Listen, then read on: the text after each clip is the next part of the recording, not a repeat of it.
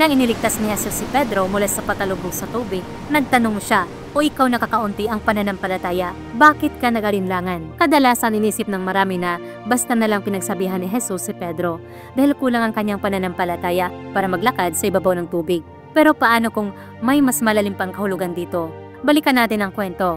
Matapos pakainin ni Jesus ang 5,000 tao gamit ang 5 tinapay at 2 isda, pinasakay niya ang kanyang mga alagad sa bangka at siya naman ay umakyat sa bundok para magdasal magdamag. Pagsapit ng bukang liwayway, ang bangka ay malayo na sa lupa at tinangay ng malakas na hangin at talon. Bigla nilang nakita ang isang taong naglalakad papalapit sa kanila sa ibabaw ng tubig. Akala nila multo, pero si Jesus pala iyon at sinabi niya, "Lakasan ninyo ang inyong loob. Ako ito, huwag kayong matakot." Si Pedro na palaging matapang ay sumagot, "Panginoon, kung ikaw nga yan, utusan mo kong lumapit sa iyo sa ibabaw ng tubig." At sinabi ni Jesus, "Halika." At si Pedro ay talagang lumakad sa tubig papunta kay Jesus.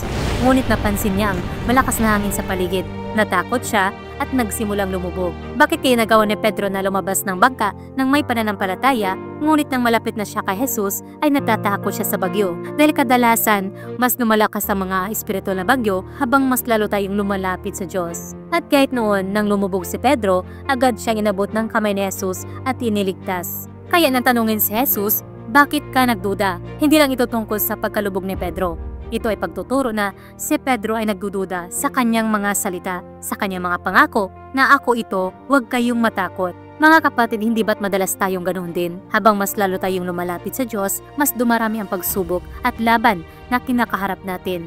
At kapag nagduda tayo sa salita ng Diyos, gaya ni Pedro, agad din tayong lumulubog. Kaya kahit gaano kalakas ang unos, huwag tayong magduda dahil ang mga pangako ng Diyos ay hindi kailanman pumapalya. Kapatid, kung nais mong lumago sa pananampalataya sa Diyos, iniimbitahan kita na sumali sa aming Bible Study online upang sama-sama nating pag-aralan ang salita ng Diyos. Mag-iwan lamang ng komento o magpadala sa akin ng mensahe. Naway bigyan ka ng Panginoon ng pananampalatayang matatatag upang maglakad ng may tapang kahit sa gitna ng mga bagyo ng buhay.